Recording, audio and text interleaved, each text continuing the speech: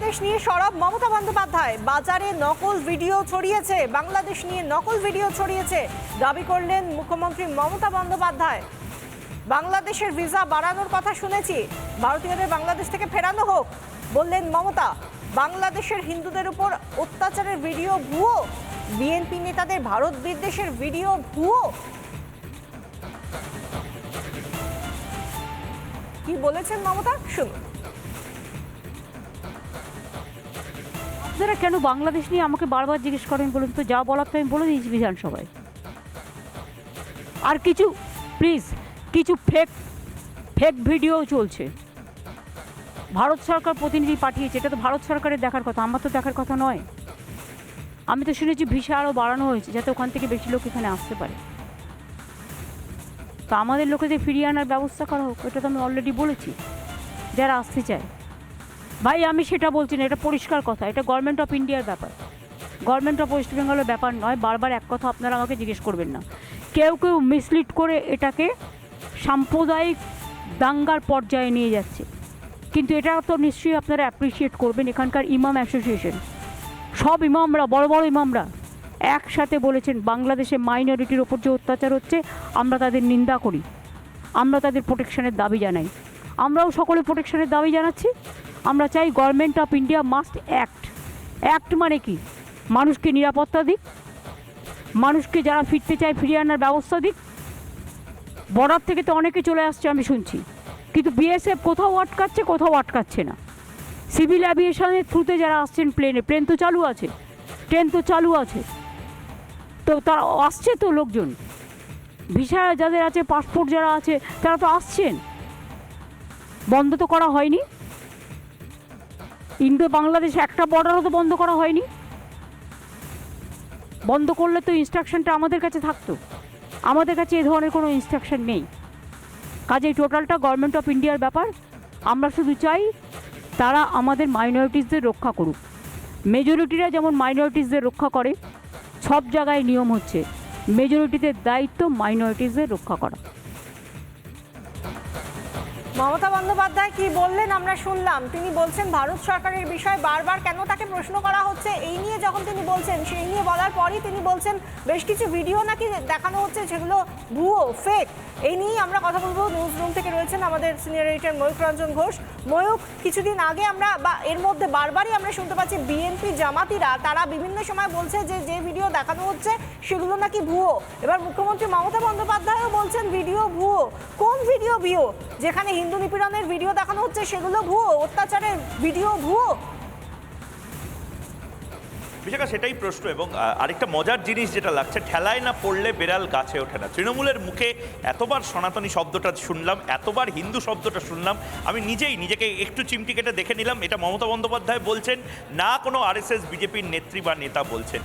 মমতা বন্দ্যোপাধ্যায় এখনও এই সমস্ত কিছু বলার পরেও একটা ব্যালেন্স করার চেষ্টা করছেন। কারণ যদি মমতা বন্দ্যোপাধ্যায় যাদেরকে দুধেল গাই বলেছিলেন বা ভোট ব্যাংকের রাজনীতি যাদের জন্য মমতা বন্দ্যোপাধ্যায় করেন, তারা যদি খোঁচে যায় বা রেগে যায় বা ক্ষুব্ধ হয়, এই শব্দবন্ধগুলো সোশ্যাল মিডিয়া এখন বারবার ভাইরাল হচ্ছে।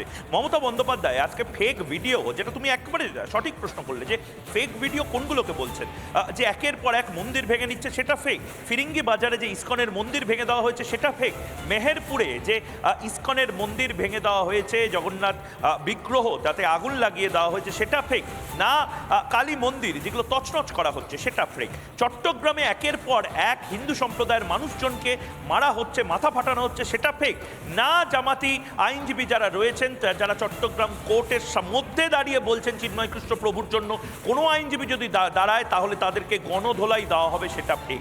এই ফেক কোনটা আর ফেক কোনটা নয়, এটা মমতা বন্দ্যোপাধ্যায়, মোহাম্মদ সেলিম এরা প্লিজ যেন আর না বলে বিএনপি জামাতিদের হাত শক্ত না করেন, এটাই অন্তত দায়িত্বশীল সংবাদ মাধ্যম হিসেবে আমরা অনুরোধ করতে পারি তাদেরকে। তারা দায়িত্বশীল রাজনীতিবিদ, তারা ভারতীয় রাজনীতিবিদ, তারা ভারতীয় রাজনীতিবিদের মতন কথা বলুন এবং সবাই এই মুহূর্তে কনসেনসাস তৈরি করুক, নেশন ফার্স্ট, নো কম্প্রোমাইজ, দেশ সর্বপ্রথম, কোনো আপোষ নয়। সেক্ষেত্রে দাঁড়িয়ে মমতা বন্দ্যোপাধ্যায় বলছেন, একদিকে বলছেন যে প্রধানমন্ত্রী যে কাজগুলো করছেন তিনি দায়িত্বশীল প্রধানমন্ত্রী হিসেবে সেই কাজগুলো করছেন, আমাকে বেশি জিজ্ঞেস করো না, এটা কেন্দ্রের বিষয়। কিন্তু তার পরের লাইনে যেগুলো বলছেন সেটা নিয়ে তো বিতর্ক হবে মাননীয় মুখ্যমন্ত্রী মমতা বন্দ্যোপাধ্যায়। সুতরাং সেই জায়গাগুলো ধরে বোধহয় সময় এসেছে মমতা বন্দ্যোপাধ্যায়ের এবার ব্যালেন্স না করে একটু মেপে না চলে, যেখানে হিন্দু মারা যাচ্ছে সেখানে হিন্দু মারা যাচ্ছে বলে গর্জে ওঠার, যেখানে মন্দির ভাঙা হচ্ছে সেখানে মন্দির ভাঙা হচ্ছে বলে গর্জে ওঠার। এটা কবে রাজনীতিবিদরা করবেন তার জবাব চায় বাংলা, এবং রাত 8টায় এটা নিয়েই আজ জবাব চাইতে আসছি আমি। আমাদের সঙ্গে থাকো। এই মুহূর্তে আমরা যে ছবিটা দেখতে পাচ্ছি সেটা মমতা বন্দ্যোপাধ্যায় যেটা কিছুক্ষণ আগে বলেছেন, তিনি বলছেন যে বেশ কিছু ভিডিও ভুয়ো, বাজারে নকল ভিডিও ছড়িয়েছে, বাংলাদেশ নিয়ে নকল ভিডিও ছড়িয়েছে, ভিসা বাড়ানোর কথা শুনেছি বাংলাদেশের, ভারতীয়দের বাংলাদেশ থেকে ফেরানো হচ্ছে। আমরা আরও একবার কথা বলবো ময়ূকের সঙ্গে। ময়ূক,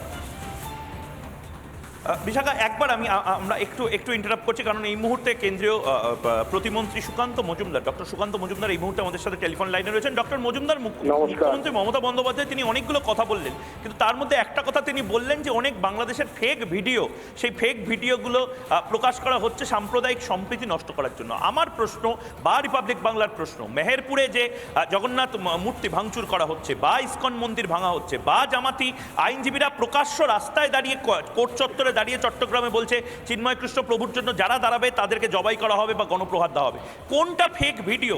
মমতা বন্দ্যোপাধ্যায়ের এই ভাষায় ভারতীয় রাজনীতিবিদ হয়ে এই বিএনপি জামাত বা বাংলাদেশের ভাষায় কেন কথা বলছেন?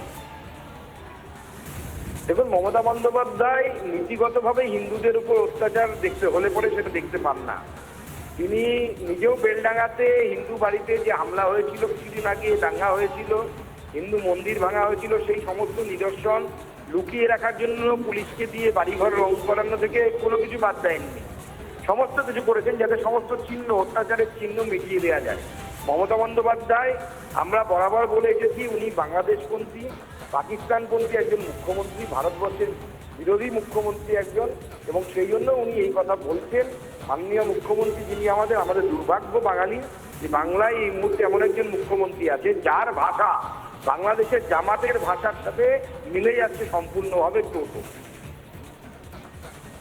অনেক ধন্যবাদ। ডক্টর সুকান্ত মজুমদার আমাদের সাথে টেলিফোন লাইনে ছিলেন। সুকান্ত মজুমদার যে কথাগুলো বললেন এটা কিন্তু একটা বড় সংখ্যক হিন্দুদের কথা। এই মুহূর্তে পশ্চিমবঙ্গের হিন্দু শুধু নয়, গোটা ভারতবর্ষের হিন্দুরা বলছেন যে হিন্দুরা মারা গেলে, হিন্দুরা তাদের যদি বাড়ি তছনছ করা হয়, তাদের যদি মন্দির ধ্বংস করা হয়, তাহলে কি এটা বলা যাবে না? মানে আমি বলছি এই মুহূর্তে দাঁড়িয়ে এই হিন্দু ফোবিয়া বা হিন্দু বিদ্বেষটা, এটা মিনমিনে মিডিয়ার ছিল, মিনমিনে মিডিয়া ঠকঠক করে কাঁপতো। হিন্দু শব্দটা লিখতে ওখানকার টিকার মেশিনে অনেকে থরথর করে কেঁপে তাদেরকে বাড়ি পাঠিয়ে দেওয়া হতো, কারণ হিন্দু শব্দটা মিনমিনে মিডিয়া লিখতে পারতো না। আজ সেই হিন্দু মিডিয়া বা মিনমিনে মিডিয়া তারা হিন্দু শব্দটা লিখছে, এটা যেরকম সত্যি কথা। পাশাপাশি মুখ্যমন্ত্রী মমতা বন্দ্যোপাধ্যায় তিনি অন্তত একটা লফজ বলছেন অন্তত যে এই মাইনরিটিদেরকে মারা হচ্ছে বাংলাদেশে ইত্যাদি, কিন্তু তারপরে অনেকটা পথ বাকি, এবং সেই পথটা রাজনীতিবিদরা ভারতীয় হিসেবে কি সফর করবেন তার জবাবটা বাংলার মানুষ চায়। বিশাখা, নানা ধরনের কন্টেন্ট দেখার জন্য লাইক করুন, শেয়ার করুন আমাদের ফেসবুক পেজ, সাবস্ক্রাইব করুন আমাদের ইউটিউব চ্যানেল। পাশাপাশি অন্যান্য ব্রেকিং নিউজের জন্য অবশ্যই চোখ রাখুন রিপাবলিক বাংলায়।